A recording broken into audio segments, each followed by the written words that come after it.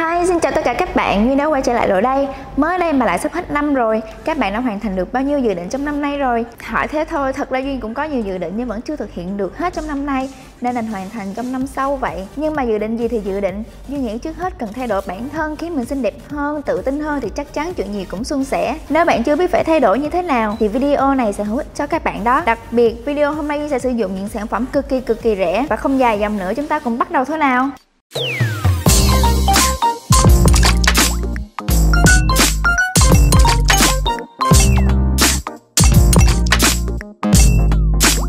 Nếu các cô gái Tây thích cầu kỳ thì team châu Á lại thích sự tự nhiên và đơn giản hơn.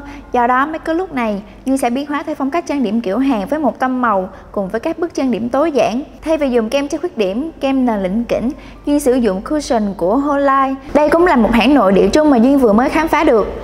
Chỉ cần ấn nhẹ lấy cushion và táp đều trên khuôn mặt. Nếu da bạn có nhiều khuyết điểm, bạn có thể dùng tăm bông hoặc cọ, lấy thêm một ít cushion và giảm vào các khuyết điểm như mụn, thâm mụn hay những vùng không đều màu. Theo phong cách Hàn, chân mày phải thật tự nhiên nên Duyên vẫn sử dụng cây chì kẻ mày của Foccolor vì màu này trùng với lại màu tóc. Bước này các bạn không cần vẽ khuôn quá sắc nét mà chỉ cần vẽ thêm vào phần còn trống khuôn chân mày đã tỉa. Cuối cùng dùng chổi tán màu mày sao cho đường chì tự nhiên nhất. Đến phần mắt Duyên sẽ sử dụng hai màu mắt đậm và nhạt cùng một tông màu cam là màu salmon và màu Indian Red. Đầu tiên Duyên sử dụng màu salmon tán lên toàn bộ màu mắt và lan ra phần hốc mắt để làm sáng vùng này. Nhớ là phải tán thật đều nhé. Tiếp theo, dùng màu cam đậm hơn Indian Red tán lên bầu mắt để giúp đôi mắt tạo hiệu ứng sâu hơn. Vì để tự nhiên nhất, Duyên không dùng eyeliner mà dùng thêm màu nâu nhạt Copper Rose vẽ đường liner theo đường đuôi mắt của mình. Giờ thì kết thúc phần mắt với bước kẹp mi và chuốt mascara thôi.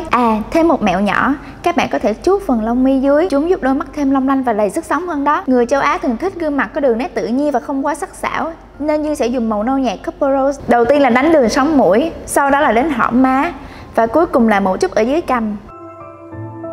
Đến phần má hồng, Duyên cũng sẽ sử dụng tông màu cam của CDE cùng tông với màu mắt. Để biến hóa một chút giúp gương mặt nổi bật hơn, Duyên lấy một ít phấn màu cam tán theo đường vòng cung từ giữa má ra đến vùng thái dương. Sau đó vòng qua bên mũi. Cách đánh này sẽ giúp tạo hiệu ứng da ửng hồng tự nhiên.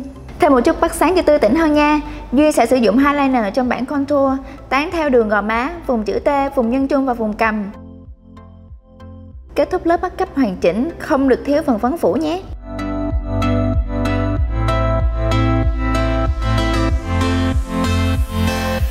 Xong, đánh son và đánh son thôi. Duyên chọn màu son cam cháy để tông xịt tông với tổng thể. Màu này là màu 301 của Hollite, đánh trong lòng môi và tán đều ra môi. Cách đánh này giúp màu lên môi không bị quá nổi và tự nhiên.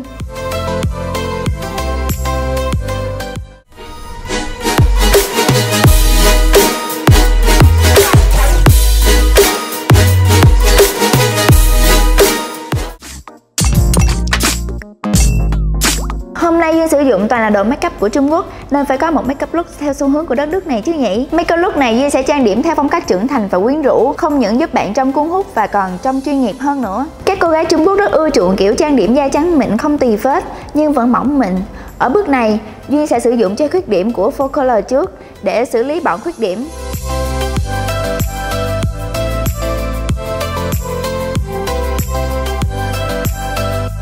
Sau đó Duyên sẽ sử dụng cushion Novel thay cho kem nền để lớp nền mỏng nhẹ tự nhiên nhưng vẫn đủ tiêu chuẩn không tì phết. Khác với phong cách Hàn, phong cách Trung chuộng chân mày ngang như sắc nét nên Duyên sẽ sử dụng cây chì của Foccolor vẽ khuôn chân mày có dáng ngang, sau đó tán chì bên trong. Cuối cùng, dùng một ít kem che khuyết điểm để tém lại khuôn chân mày và chuốt lông mày bằng mascara. Cách này sẽ giúp chân mày trông gọn gàng và sắc nét hơn. Dạo gần đây, các cô nàng Trung Quốc rất thích dùng màu mắt tông đỏ cam nên Duyên sẽ sử dụng luôn hai tông màu này cho kiểu mắt Huệ hôm nay. Đầu tiên Duyên dùng màu đỏ cam Indian Red tán lên toàn bộ bầu mắt và lan lên trên hốc mắt, rồi thêm một chút ở phần mí dưới. Tiếp theo, Duyên sử dụng màu đỏ terracotta tán lên phần bầu mắt và 2/3 mí mắt dưới. Nhớ là tán đều để hai màu mắt hòa vào nhau nhé. Sau đó để tạo điểm nhấn, Duyên dùng màu đỏ nhũ sáng ruby đánh lên 1/3 bầu mắt và 1/3 đầu mắt dưới. Vì đôi mắt đã nổi bật nên Duyên sẽ không sử dụng eyeliner mà chỉ sử dụng mascara chuốt mi trên và mi dưới thật dài, thế là xong. Với make up look này, Duyên chỉ tập trung vào phần đôi mắt và son nên chỉ làm ấm gương mặt bằng màu Copper Rose ở những vùng như sống mũi, hốc má và vùng dưới xương quai hàm.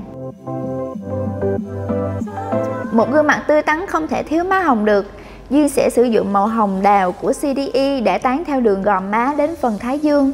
Nhớ là tán đều để má hồng trông thật tự nhiên nha. Đến highlight, Duyên sẽ tập trung làm sáng phần trung tâm gương mặt như những vùng chữ T, nhân trung, cằm và một ít ở gò má đến dưới mắt. Và tới phần phủ phấn thôi nào.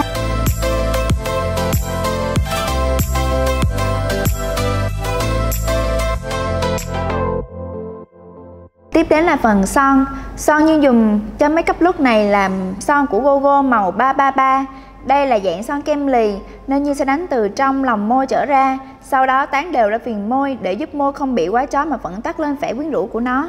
Phần này Duyên dùng son tông đỏ rượu cùng tông với lại màu mắt để giúp cho da trong sáng hơn.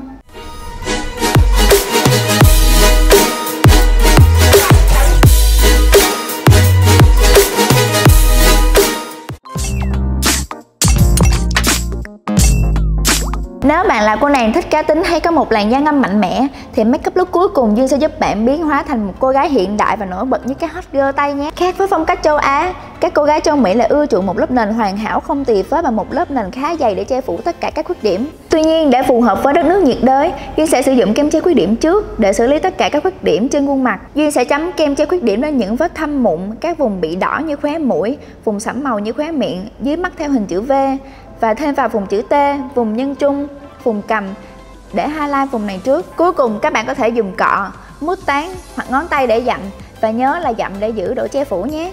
Bật mí một chút cho các bạn, kem che khuyết điểm Duyên dùng là của Focolor. Nghe quen đúng không nè? Cùng hãng son giá học sinh mà Happy Skin đã swatch trước đó đấy. Thực sự độ che phủ của em này không thua kém gì các brand nổi tiếng cả. Giải quyết xong các khuyết điểm xấu xí, giờ là đến bước kem nền thôi nào. Với bước này, Duyên cũng tìm được một lọ kem nền của Focolor. Để giữ độ che phủ ở mức cao nhất, Duyên sẽ sử dụng cọ tán kem nền và tán theo chuyển động tròn. Nếu không muốn da quá nặng và lớp nền mịn hơn, các bạn có thể dùng bông mút dặm lại để thấm bớt phần kem nền thừa nha. Đến phần thay đổi khác biệt nhất đây. Kẻ chân mày. Để chân mày trông tự nhiên, các bạn có thể chọn màu chì trùng với màu tóc hoặc nâu sáng hơn màu tóc một tí thôi. Với bước này, để kẻ chân mày chuẩn, các bạn nhớ là phải tỉa gọn lông mày theo khuôn phù hợp với gương mặt nha. Hãy bắt đầu ở phần khuôn chân mày, sau đó tô từ đuôi lông mày trở về trước theo khuôn. Quên mất, nếu chân mày mọc lộn xộn thì các bạn có thể dùng một ít mascara để trút cho chúng vào nếp nha. Một lưu ý nhẹ là nên sử dụng những loại chì kẻ lông mày có đầu mảnh, không quá mềm cũng không quá khô để đường kẻ thêm phần sắc nét nhé. Đến lúc đánh mắt rồi, những cô nàng Tây thật sự là những tay chơi màu nhưng lại không hợp với hàng ngày. Nên hôm nay Duyên chọn những màu trung tính để đánh cho phần mắt. Duyên dùng kem che khuyết điểm để lót lên mắt, giúp màu mắt lên rõ hơn. Đầu tiên Duyên sử dụng màu nâu nhạt Copper Rose của bảng mắt này. Dùng cọ tán đều lên toàn bộ bầu mắt, nhấn mạnh hơn ở vùng hốc mắt và tán 1/3 mí mắt dưới. Màu mắt Duyên dùng cũng của Focolor, nhưng mà màu mắt có vẻ hơi nhạt so với thực tế nên Duyên phải tán khá là lâu. Tiếp theo, để đôi mắt nổi bật và tạo độ sâu thì Duyên sẽ chọn màu nâu đậm ánh nhũ Brown Gold, đánh vào hốc mắt theo hình chữ V, tán đều ra và tán thêm vào 1/3 đôi mắt dưới.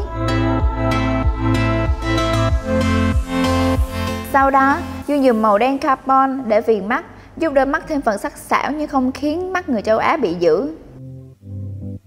Để giúp màu mắt thêm nổi bật, Duyên sẽ sử dụng thêm một ít concealer để tán lên phần đầu bầu mắt và tán ra.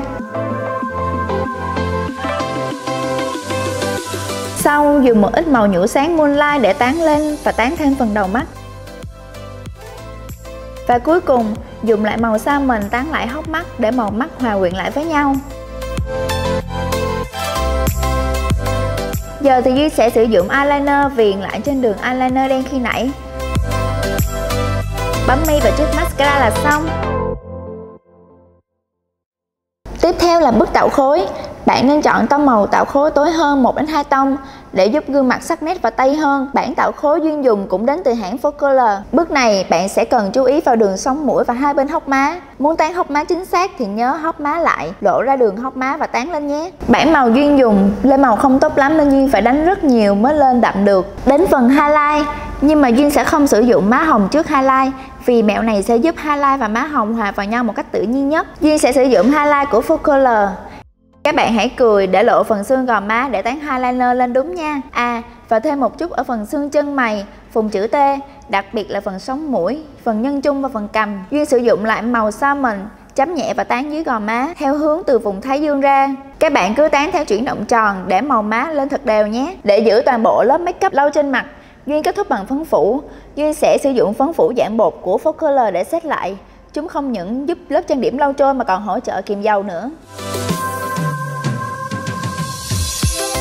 Kết thúc phần make up look chắc chắn là xong rồi. Son hôm nay Duyên dùng là màu Fuzzy Wuzzy của hãng Faux Color đã từng được Happy Skin swatch trước đó. Vì mắt đã quá nổi bật nên Duyên sẽ dùng tông màu nude đất để tổng thể khuôn mặt không bị dừ nhưng vẫn tây.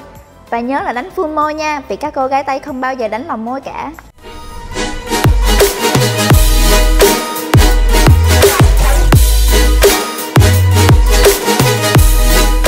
Tất cả các sản phẩm Duyên sử dụng ngày hôm nay đều có xuất xứ từ nội địa Trung Quốc và chúng đều có mức giá thành dưới 200.000, thật là rẻ không tưởng tượng được. Về chất lượng, Duyên đánh giá cao các sản phẩm son. Son Duyên dùng của Faux Color, Whole và Gogo.